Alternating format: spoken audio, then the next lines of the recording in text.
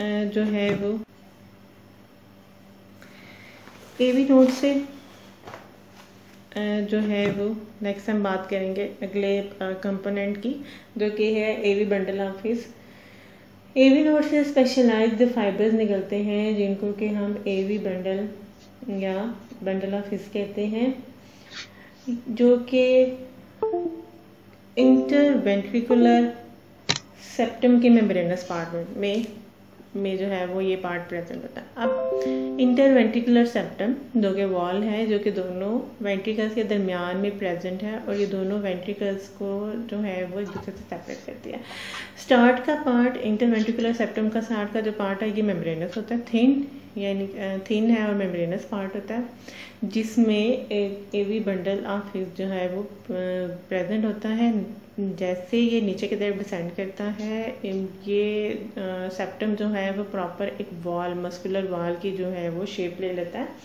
यानी कि स्टार्ट का पार्ट जो है वो इंटरवेंट्रिकुलर सेप्टम का जो स्टार्ट का पार्ट है वो मेम्ब्रेनस होता है, और जो बाकी का पार्ट है ये मस्कुलर पार्ट जो है वो होता है। एवी बंडल ऑफ हिस जो है वो स्टार्ट कहाँ से होता है? ये एवी नोड से स्टार्ट होता है, और एवी रिंग, एट्रियोवेंट्रिकुलर रिंग, जो कि दोनों एट्रिया और वेंट्रिकल के दरमियान में प्रेजेंट है, इसको ये क्रॉस करता है। इसके बाद इंटरवेंट्रिकुलर सेप्टम के मेम्ब्रेनस पार्ट तक ट्रेवल करता है, और फिर right and left branches of bundle of His में डिवाइड हो जाता है, यानी कि जो कि नेक्स्ट पार्ट है, नेक्स्ट कंपोनेंट है conduction system of the heart का। बंडल ऑफ हिस ही ओनली कनेक्शन है जो कि इम्पल्स को एट्रिया से वेंट्रिकल तक लेके जाता है।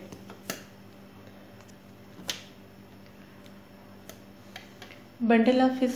से जो है वो next right and left branches of bundle of हिस जब निकलती हैं, जो कि इंटरवेंट्रिकुलर सेप्टम के मस्कुलर पार्ट में ट्रैवल करती हैं, और उसका जो स्टार्ट का ही पार्ट है इसमें ये जो है वो ब्रांचिंग जो है वो इनकी स्टार्ट में हो जाती है, यानी कि स्टार्ट में ही जो है वो बंडल ऑफ हिस से जो है वो मस्कुलर पार्ट इंटरवेंट्रिकुलर सेप्टम का जो स्टार्ट होता है वहाँ पे जो है ना ये बंडल ऑफ हिस जब राइट एंड लेफ्ट ब्रांचेस में जो है वो डिवाइड हो जाती है, फिर नीचे की तरफ जो है वो डिसेंड करती है। जो होती है राइट ब्रांच है, ये नीचे की तरफ ट्रेवल करती है। राइट साइड पे जो है वो इंटरवेंट्रिकुलर सेप्टम के राइट साइड पे जो है वो नीचे की तरफ ट्रेवल करती है, और फिर उसके बाद जो है वो सब एंडोकार्डियल हो जाती है, यानी कि एंडोकार्डियम के जो है वो नीचे की तरफ जो है वो मूव करती है। प्लस ये क्या करती है कि जो एंटीरियर पेपिलरी मसल्स हैं इन तक जाती हैं, और फिर फर्दर जो है ये डिवाइड होती हुई प्रिकंजी फाइबर्स में डिवाइड हो जाते हैं। इसी तरह से जो है वो लेफ्ट ब्रांच है बंडल ऑफ हिस की, ये भी left side of the interventricular septum में जो है वो ट्रैवल करती है, नीचे की तरफ डिसेंड करती है, और पेपिलरी मसल्स में भी जो है जो कि लेफ्ट वेंट्रिकल में जो है वो प्रेजेंट होते हैं, इनमें भी जो है वो left branch of bundle of हिस जो है वो ट्रैवल करती है, और फिर उसके बाद जो है ना ये फर्दर प्रिकंजी फाइबर्स की सूरत में जो है वो वेंट्रिकल्स की मायोकार्डियम में जो है वो स्प्रेड हो जाते हैं। Purkinje fibres right and left branches of bundle of His की टर्मिनल ब्रांचेस होती हैं, और ये सब एंडोकार्डियली स्प्रेड करती हैं into the walls of the ventricles. अच्छा, जो प्रिकंजी फाइबर्स हैं जो कि वेंट्रिकल्स की मायोकार्डियम में जो है वो प्रेजेंट होते हैं, स्प्रेड करते हैं, इनमें भी जो है वो मायोफिब्रिल्स जो है वो कम होते हैं, जिसकी वजह से रेजिस्टेंस जो है वो कम फेस करनी पड़ती है साइज को, और इलेक्ट्रिकल इम्पल्स जो है वो एफिशिएंटली जो है वो ट्रेवल कर जाते हैं इनटू दी वेंट्रिकल। यानी कि जो ऐसे नोड से इलेक्ट्रिकल इम्पल्स जो है वो जनरेट हुई है वो एफिशिएंटली ट्रैवल करेगी इनटू द एवी बंडल। फिर एवी बंडल से एवी नोड से जो है वो जब ट्रैवल आगे करती है इनटू द एवी बंडल, तो वहाँ पे जो है ना थोड़ा सा टाइम लैप्स होता है, यानी कि ये प्रोसेस जो है स्लो होता है। फिर उसके बाद जब फर्दर वेंट्रिकल्स की वॉल्स में पुरकिंजी फाइब्रस तक इलेक्ट्रिकल इम्पल्स होता है, तो इम्पल्स ट्रैवल करती है। ये भी जो है वो प्रोसेस एफिशिएंटली ही कैरी आउट किया जाता है, यानी कि जो दोनों वेंट्रिकल्स हैं ये भी इजीली और तेज़ी से जो है वो कॉन्ट्रैक्ट करते हैं।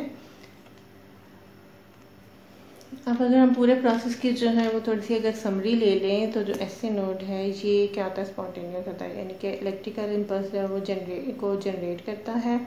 और इलेक्ट्रिकल इम्पल्स जो है वो दोनों एट्रिया की मसल्स में जो है वो स्प्रेड कर जाती हैं और एट्रियल कंट्रैक्शन काज करते हैं। फिर उसके बाद जो इलेक्ट्रिकल मसल्स ट्रैवल करती हैं to the AV node. Cardiac impulse को जो है वो एवी नोड पिक करता है और फिर उसके बाद इस कार्डियक इम्पल्स को जो है वो एवी बंडल तक इसको ट्रांसफ़र करता है और एवी बंडल और इसकी जो ब्रांचेज हैं राइट एंड लेफ्ट उस वहाँ तक जो है वो उसको कंडक्ट करता है। फिर सबसे पहले जो है वो पेपिलरी मसल्स कॉन्ट्रैक्ट करते हैं, यानी पेपिलरी मसल्स के साथ जो कार्डियक टेंडन है जो है वो जॉइंट होते हैं और कार्डियक टेंडन जो है वो फर्दर जो दोनों वाल्व्स की कप्स हैं उनके साथ जो है वो जॉइंट होते हैं। तो पेपिलरी मसल्स जब कॉन्ट्रैक्ट करते हैं तो कार्डियक टेंडन जो है वो टाइट हो जाते हैं, जिससे वेंट्रिकल्स का जो है वो कंट्रैक्शन होती है। कंडक्शन सिस्टम में अगर डिफेक्ट हो जाता है तो उससे एरिथमिया काज होता है, यानी कि जो रिदमिसिटी है वेंट्रिकल कंट्रैक्शन वो जो है वो डिस्टर्ब हो जाती है, यानी कि या तो बहुत जो कार्डियक रेट है हार्ट रेट है वो या तो बहुत ज़्यादा हो जाएगा, जो नॉर्मल रेट से ज़्यादा हो जाएगा, हम कहेंगे कि टैकीकार्डिया जो है वो काज हो रहा है, या फिर हम ये कहेंगे कि जनाब बहुत स्लो रेट के साथ जो है वो कंट्रैक्शन हो रही है, यानी कि ब्रेडिकार्डिया हो गया।